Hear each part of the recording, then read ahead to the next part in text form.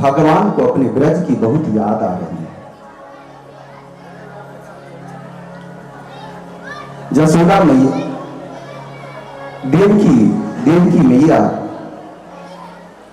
आप थोड़ा इधर आ जाए, क्योंकि कथा करने वक्त जब सबों की नजरों से हमारी नजर मिलती है तो मुझे एनर्जी मिलता है। हाँ, होता है। देखिए, आंख से आंख मिलने से भी आशीर्वाद मिलता है, और मेरी नजर जब तक मेरे बुजुर्गों से नहीं मिलती है हमको एनर्जी नहीं मिलता। उनकी नजर हमसे टकराती है तो मैं समझता हूं जो एक दिव्य स्वरूप आशीर्वाद मुझे प्राप्त हो रहा है।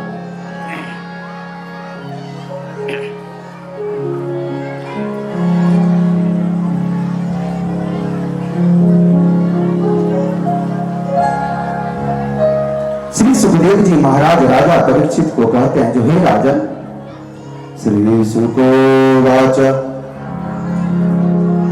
कृष्णेन प्रवरो मंत्री कृष्णस्य दयितः सखा शिष्यो बृहस्पति साक्षात् उद्धवो बुद्धि सत्तम। बृहस्पति के शिष्य उद्धव जी कृष्ण के परम सखा थे, परम मित्र थे। एक दिन की बात है, देवकी मैया हमारे कन्हैया के लिए भोजन परोसती है और उसमें गोरस से बना सामान, गोरस का मतलब समझते हैं क्या? हाँ, तो दूध से बना सामान भी उस भोजन की थाली में मैया परोसती है। जब भी हमारे नंदलाल, हमारे गोपाल जी गोरस से बने सामान को देखते हैं तो थाली को साइड कर देते हैं और आंख में आंसू लिए छत पे चले जाते हैं। और जिस कमरे में हमारे प्रभु रहते थे उस कमरे का मैया अभी रखे, जब रुक्मिणी विवाह का प्रसंग आएगा तब आप लोग चढ़ाएंगे तो आनंद आएगा, अभी अपने पास रखे। इस उद्धव प्रसंग के बाद बहुत मार्मिक प्रसंग है उद्धव प्रसंग। कृष्ण का संवाद लेकर के उद्धव ब्रज आते हैं और देखिएगा, जो उद्धव को अपनी बुद्धि का बहुत घमंड था और कैसे मूर्ख ग्वालिनों के सामने, उन ब्रज बालाओं के सामने उद्धव जी महाराज को नतमस्तक होना पड़ा। कथा के माध्यम से देखेंगे तो गोरस से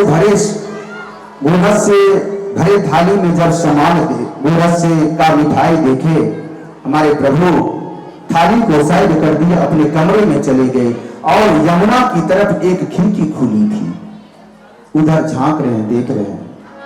इधर मैया देवकी जब इस क्रियाकलाप को देखी तो वो भी चिंतित हो गई। उद्धव आए, मैया कहती, अरे उद्धव देखो, कन्हैया आज खाना भी नहीं खाया, रोटी हुए चला गया, पूछो तो आखिर क्या हुआ। उद्धव कृष्ण के पास जाते हैं, कहते हैं, अरे कान्हा क्या हुआ। कृष्ण कहते हैं, मित्र यशोदा मैया को कह दो मेरे खाने में गोरस से बना सामान ना दे, क्योंकि जब मैं गोरस से बने सामान को देखता हूं तो मुझे यशोदा मैया की याद आ जाती है।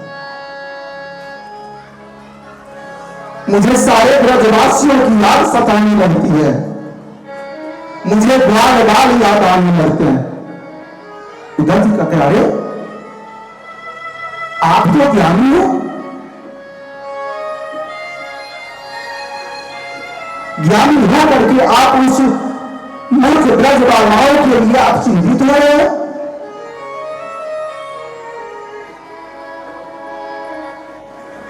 आपके मुखमंडल पे ब्रजवासियों को याद करके आपके मुखमंडल पे जो चिंता झलक रही है, यह आपको सुना नहीं दे रही है।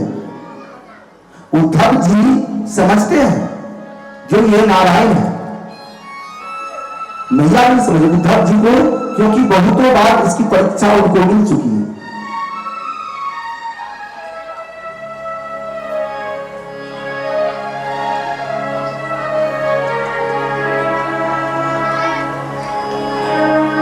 उद्धव जी हमारे कन्हैया को समझाने लगते हैं।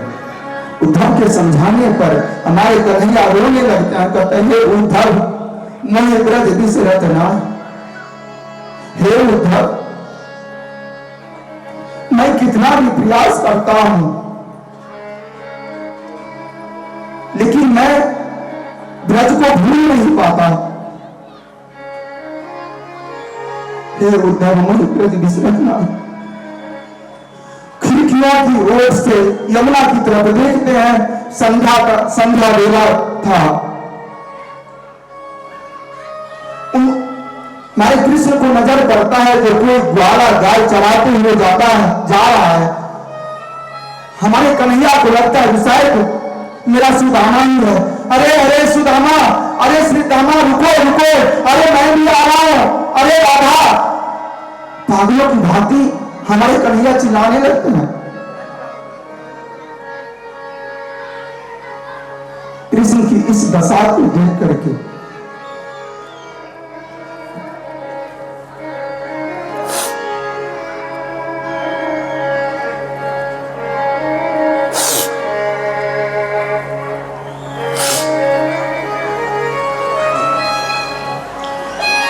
उद्धव जी महाराज कृष्ण को बहुत समझाने का कोशिश करते।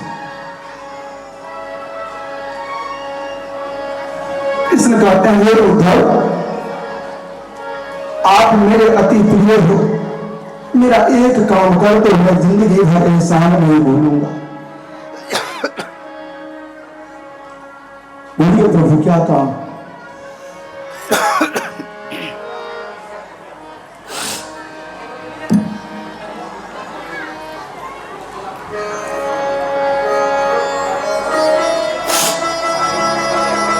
भगवान कहते हैं उद्धव से गच्छो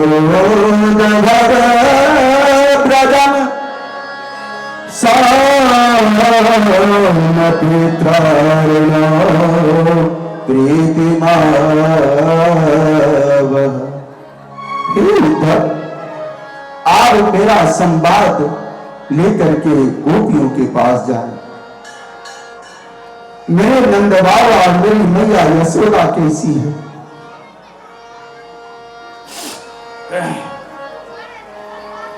आप ब्रज जाएं। उद्धव जी तैयार हो गए। प्रातः वेला स्नान नित्य पूजा कर्म से निवृत्त होकर के उद्धव जी जब जाने के लिए विदा हुए, कृष्ण कहते हैं हे उद्धव ठहरो, तुम इस निवास में जाओगे तो पूछना तो दूर तुम्हारी तरफ कोई देखेगा भी नहीं। कृष्ण उद्धव जी को अपना पीतांबर देते हैं, अपना कुंडल देते हैं, अपने मुकुट देते हैं और कृष्ण का जो रथ था वही रथ उद्धव जी महाराज को देते हैं। उद्धव जी मथुरा से वृंदावन आने के लिए चल दिए।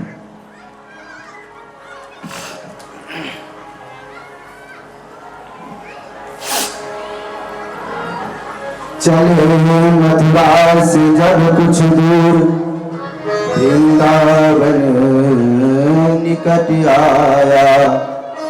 चले मथुरा से जब कुछ दूर वृंदावन निकट आया। वहीं से प्रेम में अपना अनोखा रंग दिखलाया। वृंदावन की सीमा में प्रवेश करते ही कृष्ण के प्रति उन ब्रजवासियों की कितनी प्रेम थी वह झलकने लगा, उद्धव को प्रकट होने लगा। कैसे? उलझ कर वस्त्र में कांटे रथ आ रही थी, उनके सर कंधे पे जो दुपट्टा था हवा की झोंकों से लहरा रहा था। रास्ते के किनारे में एक कांटेदार वृक्ष था, वह कांटा उद्धव के दुपट्टे को पकड़ लेता है, कहता किधर जा रहे हो? अरे दिखने में तो तुम श्याम सुंदर की तरह लगते हो, लेकिन तुम श्याम सुंदर तो हो नहीं। तुम श्याम सुंदर का खबर मुझे बता। सोचिए ब्रज मंडल के वृंदावन के लता पता कांटे भी हमारे श्याम सुंदर का संवाद समाचार उद्धव जी से पूछ रहा। उलझ कर वस्त्र में कांटे लगे उद्धव को समझाने, तुम्हारा ज्ञान पर्दा फाड़ देंगे प्रेम दीवाने। उद्धव बहुत ज्ञानी थे, लेकिन उनमें एक ही कमी थी, जो ज्ञान और प्रेम, इन दोनों में उद्धव ज्ञान को ही सर्वोपरि मानते थे। उन्हें घमंड था। कांटा कहता है घमंडी उद्धव किधर जा रहा है, जाओ आज वही ब्रज की बालाएं तुम्हारे ज्ञान के सारे पर्दे को फाड़ देगी। तुम्हें समझ में आ जाएगा ज्ञान और प्रेम में फर्क क्या कितना और क्या है।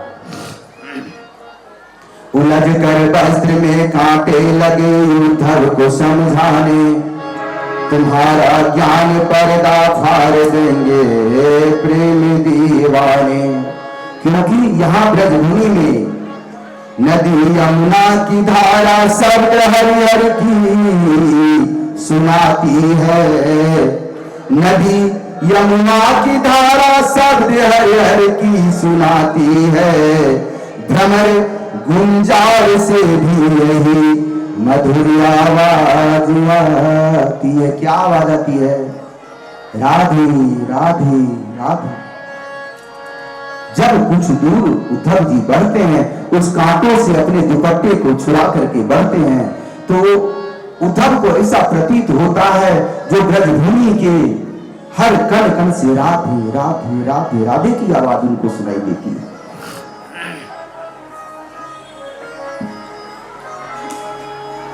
आगे बढ़े। हर रोज तो सारी गोपियां हमारे नंद बाबा यशोदा मैया तो व्यथित रहते ही थे। एक जगह बगीचे में सारी गोपियां इकट्ठी थी, ग्वाल बाल गाय चरा रहे थे। रथ को जब आता हुआ देखा तो सारे ग्वाल बाल दौड़े दौड़े आए।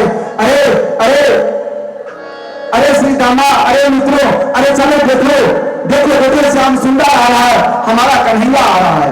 सभी ग्वाल बाल दौड़े दौड़े उस रथ के पास पहुंचने लगे। गौ माता जो घास चढ़ रही थी, वो भी अपना कान उठा करके उस रथ की तरफ देख रही थी। जब वह ग्वाल बाल उस रथ के पास पहुंचा, देख करके हतोत्साहित हो गया। अरे ये तो कोई और है, ये तो हमारा श्याम सुंदर है ही नहीं। उदास मन से सब वापस लौट आए। सभी के आंखों से अश्रुधारा बहने लगी, गौ माता रोने लगी। जो एक आस थी श्याम सुंदर के आने की, श्याम सुंदर ने कहा था मैं परसों अवश्य आऊंगा, लेकिन आज तो बरसों बीत गए, लेकिन अभी तक श्याम सुंदर ब्रजभूमि वापस नहीं आया। कुछ देर आगे उद्धव जी बढ़ते हैं तो देखते हैं एक बगीचे में बहुत सारी ग्वालाएं बैठी।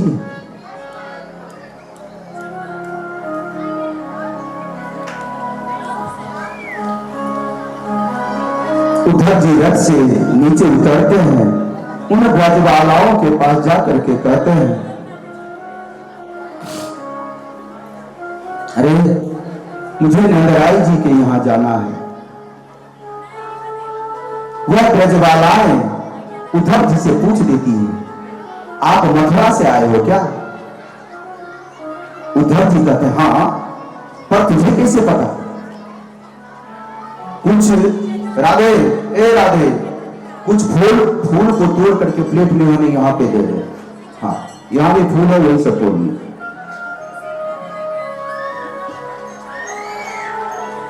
यहाँ पे दो कुर्सी जो बोले थे, कुर्सी में कवर लगा के लगाने के लिए नंदराय जी के घर की तलाश करते हैं। ठीक है, बताओ नंदराय जी का घर कहाँ है? वह ब्रजबालाएं बोलती है, ये जल की धारा देख रहे हो, ये जल की धारा जहां पे समाप्त हो जाएगी वही नंदराय जी का घर है। अरे ऐसी कौन सी जल धारा है जो नंदराय जी के घर पे जाके समाप्त होगी? ब्रज की गोपियां कहती हैं, हे उद्धव जी, ये कोई साधारण जल की धारा नहीं है। जब से हमारे श्याम सुंदर इस ब्रजभूमि को छोड़ करके मथुरा गए, तब से नंदराय जी यशोदा माता के आंखों से जो अश्रु धारा बहती है, वह उसी आंसू की जलधारा। इतनी रो रही है हमारी यशोदा मैया।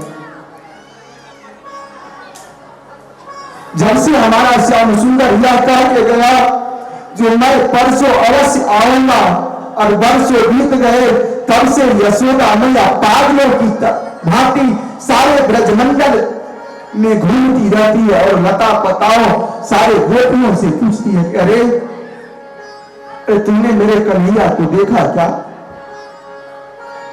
अरे गोपी, मैं तुझसे वादा करती हूं, मेरा लल्ला अब तेरे घर माखन चोरी करने के लिए नहीं आएगा। अगर तूने मेरे लल्ला को बांध के रखा है तो मैं तेरे पैर पकड़ती हूं, मेरे लल्ला को छोड़। पागलों की भांति यशोदा मैया सारे ब्रजमंडल में घूम घूम के अपने लल्ला को खोजती है। हे उद्धव जी, यह जल की धारा वही यशोदा मैया के आंखों के आंसू। उद्धव जी नंदराय जी के दरवाजे पे पहुंचते हैं। रथ से नीचे उतर के दरवाजा लगा था, खट खट खट खट की आवाज होती है। अरे ओ नंदराय जी, नंदराय जी, ओ नंदराय जी। अंदर से आवाज आती है, कौन? एकदम कांपती सी आवाज। ऐसा आवाज सुन के ऐसा प्रतीत होता है जैसे वर्षों से ये शरीर थक चुका है।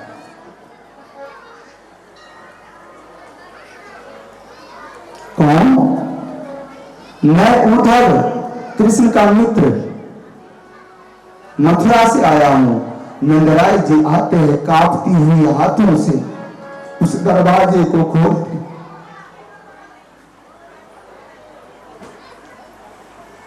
ऐसा पुत्र प्रेम भी नहीं देखा। नंदराय जी उद्धव जी को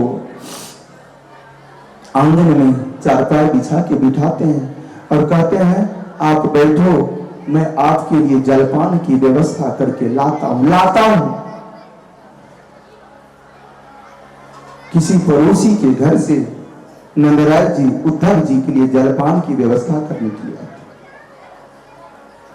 जब से श्याम सुंदर ब्रजमंडल को छोड़ के गए, तब से नंदराय जी के घर में चूल्हा नहीं जला था।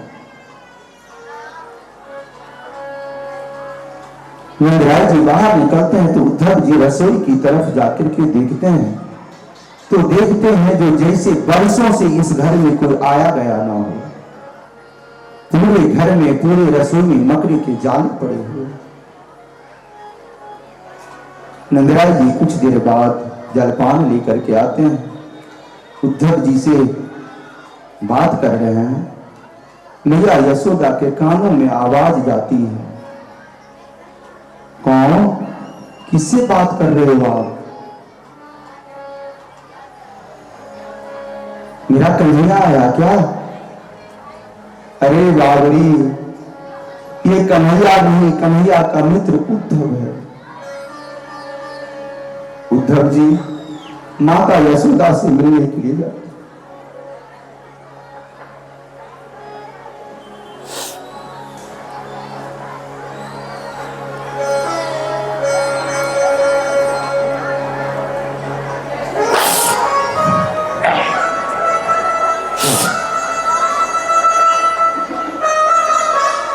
माता यशोदा की स्थिति देख करके उद्धव जी हतप्रभ हो गए। कांपती आवाज में मैया यशोदा कहती है, कौन? लाला? अरे लाला, बरसों से मैं तेरा ही इंतजार करती आ रही थी। लाला लाला करते करते फिर मैया यशोदा मूर्छित हो जाती है। नंदराय जी कहते हैं, बस इतना ही समय ये होश में रहती है जब तक इसे किसी के आने से लाला का आभास होता है। नहीं तो पागलों की तरह सारे ब्रजमंडल में घूम घूम के अपने कन्हैया को खोजती रहती है। ब्रजमंडल के जंगलों में जाकर के ये यशोदा पागलों की भांति उस जंगल के पेड़ पौधों से पूछती है, सारी ब्रजबालाओं से पूछती है, हे ब्रजबालाओं, मेरे लल्ला को क्षमा कर दो, मैं वादा करती हूं अब से मेरा लल्ला तेरा माखन चोरी नहीं करेगा। सब हतप्रभ होकर के सारी गोपियां यशोदा मैया को देखती रहती, क्या जवाब दे? वो तो पुत्र वियोग में पागल हो गई। इन दोनों की स्थिति देख करके उद्धव जी महाराज नंद बाबा को बहुत समझाने का बहुत प्रयत्न करते हैं। हे नंदराय जी, वो आपका पुत्र नहीं है, वो तो साक्षात नारायण है, देवता है। क्या वो देवता है? अरे तुम कहते हो देवता है, मैं तो उसे भूख से तड़पते देखा है, तो क्या देवता कभी भूख से तड़पते देखे?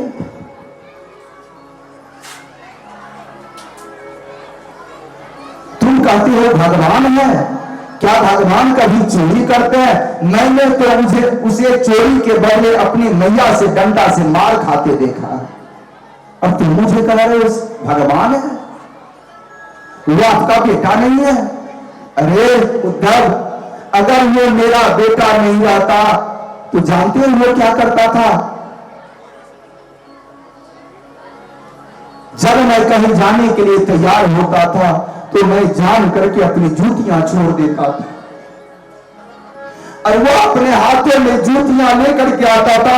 बाबा बाबा बाबा, आप जूतियां पहन लो, नहीं तो मैया फिर आपको डांटेंगी। क्या अगर वो भगवान रहता तो मेरी जूतियां लेकर के मुझे पहनाने के लिए आता था? जानते हो तो मैं जान करके, जब मुझे कभी बाहर निकलना रहता था तो मैं जान करके जूतियां छोड़ देता था। अब श्याम सुंदर की वही व्यथा रहती थी, जूतियां लेके मेरे पीछे पीछे दौड़ते दौड़ते आता था। बाबा फिर मैया आपको डांटेगी। क्या भगवान ऐसा करते हैं क्या? सो हे उद्धव, तुम मुझे मत समझाओ वो मेरा पुत्र है या नहीं। वहां से उद्धव जी महाराज गोपियों के बीच में जाते हैं, गोपियों को कृष्ण का संदेश सुनाते हैं। राजा बनकर हम वनवासियों को भूल गया है क्या? हे उद्धव जी,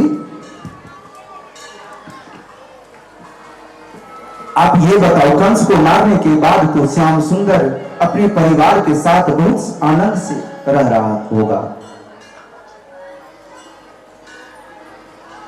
बहुत सारे प्रश्नों की झड़ियां लगा देती है गोपियां।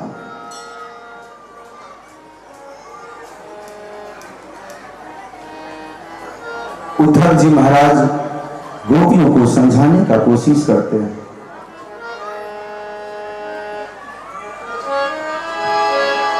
गोपियां कहते हैं, उद्धव आप ये बताओ, जो आपसे बात करने के क्रम में कभी मेरा नाम लेता है क्या श्याम सुंदर? कभी मेरा चर्चा किया है? उद्धव जी उन गोपियों की कृष्ण के प्रति प्रेम को देख करके हतप्रभ हो जाते हैं। देखिए, अंदर अगर कोई घुस रहा है तो वो थोड़ा देख। हाँ, अंदर अगर कोई जा रहा है मंदिर के अंदर तो थोड़ा उनको।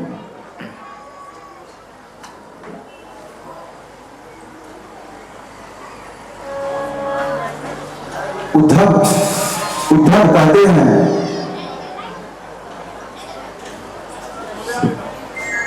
श्री राधा। उद्धव कहते हैं अरे इस प्रेम रस को त्याग दो, वो मनुष्य नहीं है, वो तो साक्षात भगवान है। गोपियां कहती है हे उद्धव जी, अब तो ये प्रेम का धागा तोड़ते नहीं टूटता, रही मन धागा प्रेम का, मत तोड़ो चिटकाए, टूटे धागा ना जुड़े, जुड़े गांठ पड़ जाए। चाह करके भी कृष्ण के तारों से जो तार जुड़ा हुआ है उसको हम लोग नहीं तोड़ सकते। हे उद्धव जी, आप श्याम सुंदर से जाकर के कह देना कि ब्रज में गोप नंद यशोदा गाय बछड़े सभी ब्रजवासी आपके अथाह प्रेम समुद्र में डूब चुके हैं। किसी के आंखों में आंसू सूखते नहीं।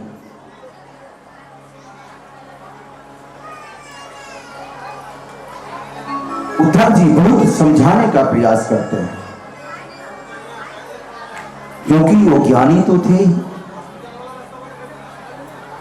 सखियां सब कहती है उद्धव जी, आपका ज्ञान यहां काम नहीं करेगा। इसी क्रम में एक काला भौरा मंडराते हुए गोपियों के पास कान के पास जाकर के भनभनाने लगता है। गोपियां कहती है अरे तुझे भी कृष्ण ही भेजा है क्या?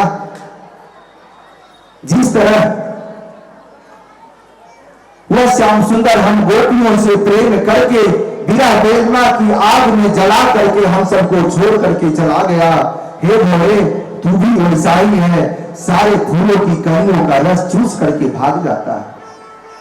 श्याम सुंदर भी काला और तू भी काला। हे भोला, क्या तुझे श्याम सुंदर हम सबों को चिढ़ाने के लिए भेजा है क्या?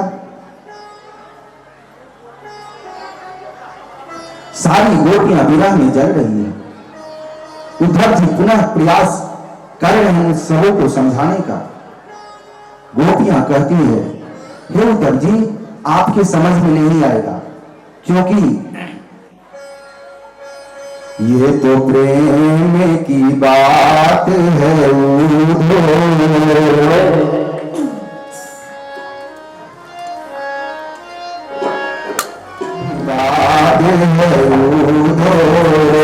बंदगी तेरे बस की नहीं है, ये तो प्रेम की बात है तेरे बस की नहीं है। यहाँ सर्द की होते सौदे, यहाँ सर्द की होते हैं सौदे, आस की इतनी सस्ती नहीं है, ये तो प्रेम की बात है।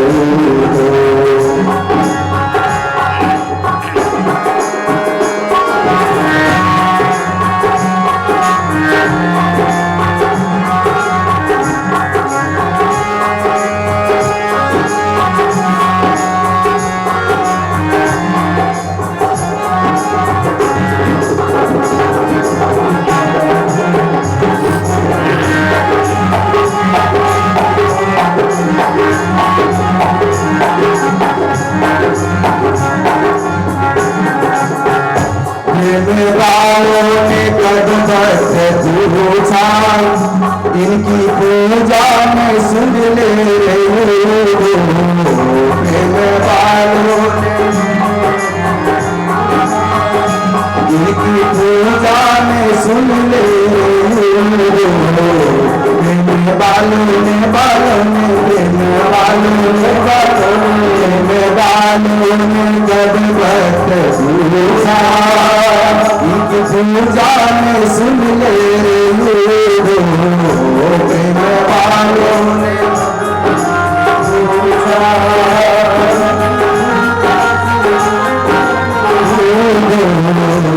यहाँ दम दम होती है पूजा, यहाँ दम दम होती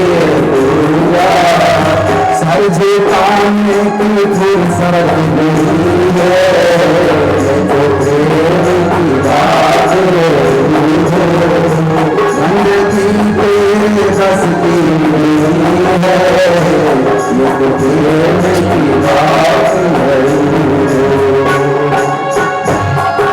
श्री राधे मीठी मीठी तालियों के साथ राधे।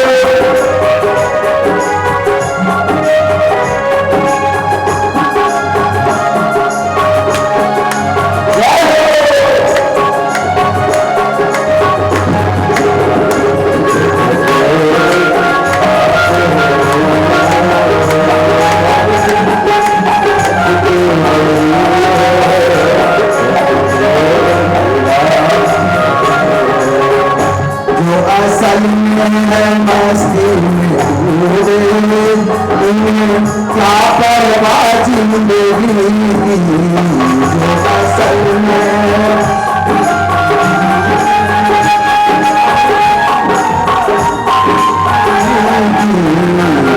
असल में मस्ती में डूबे, क्या परवाह जिंदगी की, जो असल में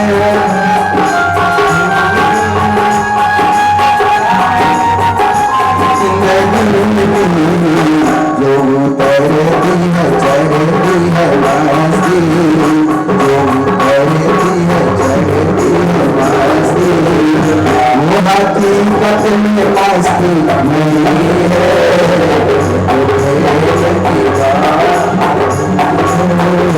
जिंदगी तेरे बस की नहीं है, जो प्रेम की बात है।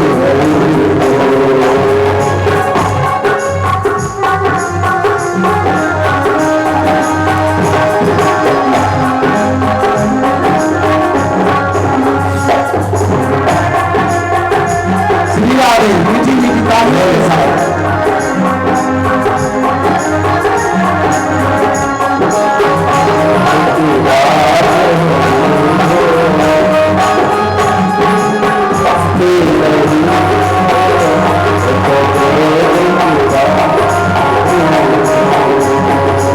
जानते हैं आप क्या हमें शिक्षा दोगे, क्योंकि हम सबों को पता है आप जो हमें समझाने आए हैं, आप मुझे ज्ञान मत दो, हम सबों को वो ज्ञान है जो जिसको कन्हैया से प्रेम हो गया उसमें उसे संसार में कोई हिला नहीं सकता। गोपियां उधर जैसे कहती हैं, जिनकी नजरों में रहते श्याम प्यारे, वो तो रहते हैं जग से निरारे, जिनकी नजरों में प्यारे, वो तो रहते हैं जग से निरारे, जिनकी नजरों में जिनकी नजरों में रहते श्याम प्यारे, वो तो रहते हैं जग से निरारे,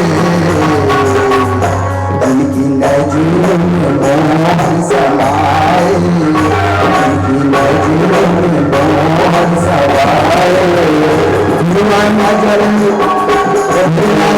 मोकर मस्ती नहीं है,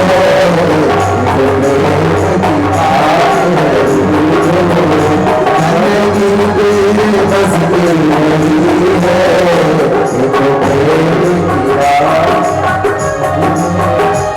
लेकिन तेरे बस की नहीं है,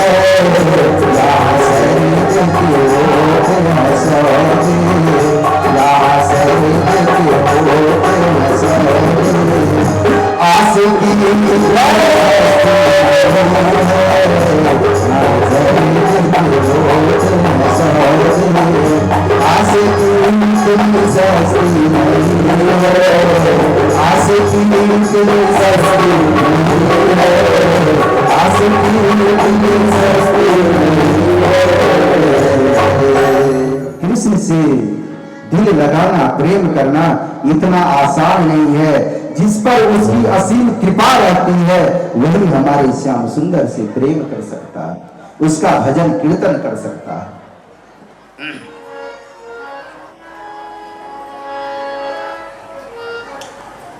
हे उद्धव जी, वह जीवन व्यर्थ है। गोपियां कहती है, सोचिए मूर्ख गोपी उद्धव, एक ज्ञानी महापुरुष उद्धव को समझा रही है, हे उद्धव जी, उस कान को धिक्कार है जिस कान ने हमारे श्याम सुंदर की कथा नहीं सुनी। हे उद्धव जी, उस आंख को धिक्कार है जिस आंख ने हमारे श्याम सुंदर का दर्शन नहीं किया। हे उद्धव जी, उस हृदय को धिक्कार है जिस हृदय ने हमारे श्याम सुंदर से प्रेम नहीं किया। जो श्याम सुंदर से दिल नहीं लगाया, प्रेम नहीं किया, उसका जीवन धिक्कार है। और जिसने कथा नहीं सुनी, कहा गया है, जिन हरि कथा सुनी नहीं काना, श्रवण हृदय भवन समाना। जिन हरि कथा सुनी नहीं काना, श्रवण हृदय भवन समाना। मन संत तरस नहीं देखा, लोचन मोर पंकज लेखा। मंगल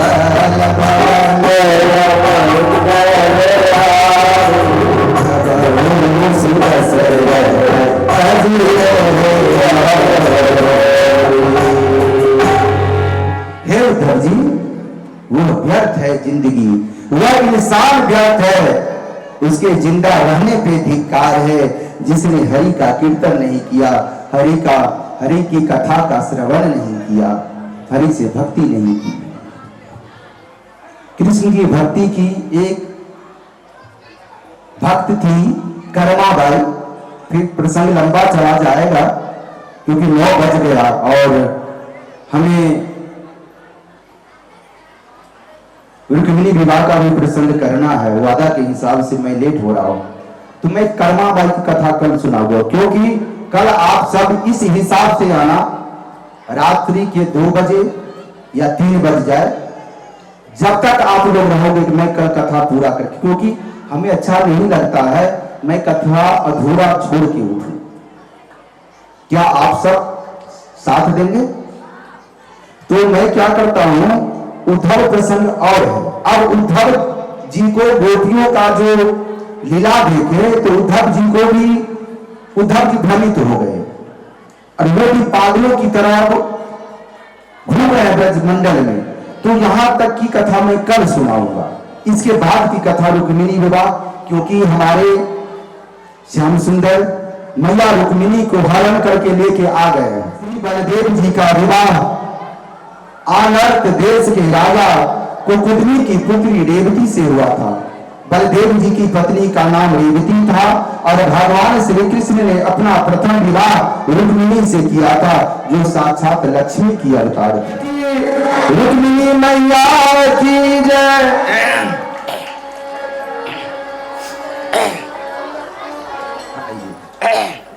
दुल्हा बने मोहन मुकुट को संभाल के, दुल्हा बने मोहन मुकुट संभाल के, नजर न लगाना इनके रूप को निहार के, नजर न लगाना इनके रूप को निहार के।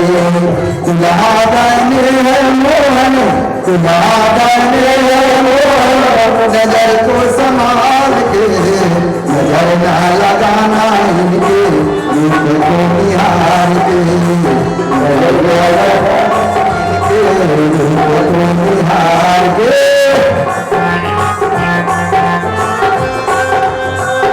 आप लोग जयमाला करवाएं, आप लोग जयमाला करवा देंगे। जयमाला वाला माला है, बड़ा वाला माला है, माला है, जयमाला का माला है।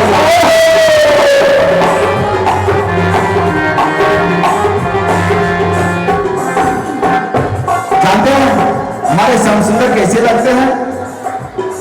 हाथ में बंसी प्यारे लागे गल बैजन की माला, गल बैजन की माला, माला शीश मुकुट कानों में कुंडा, गले में पटका डाला है, गले में पटका डाला डाला, गजरा लगा के चले, गजरा लगा के चले, तेरी मेरी चाल रे, गजरा लगा के चले, तेरी मेरी चाल रे, नजर ना लगाना रे, नजर ना लगाना रे, यहाँ बने मोहन, यहाँ बने मोहन, मुकुट को संभाल के, यहाँ बने मोहन, मुकुट को संभाल के, नजर ना लगाना रे, नजर ना लगाना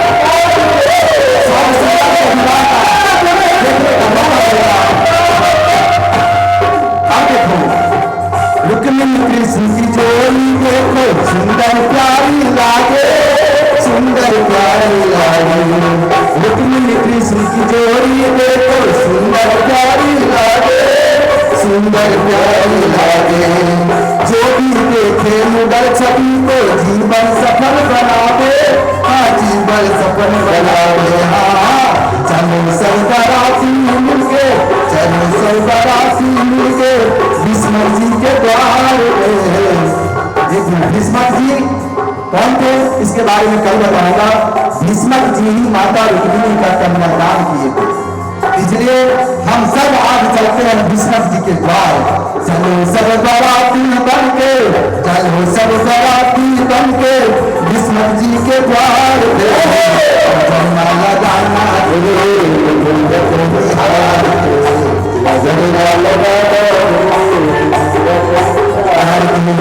दुल्हा बने हैं मोहन, दुल्हा बने दुल्हा बने हैं मोहन, माला करवाए आप लोग। दुल्हा बने हैं मोहन, दुल्हा बने हैं मोहन, मंजर को संभाल के, दुल्हा बने हैं मोहन, मुकुट को संभाल के, नजर ना लगाना नजर ना लगाना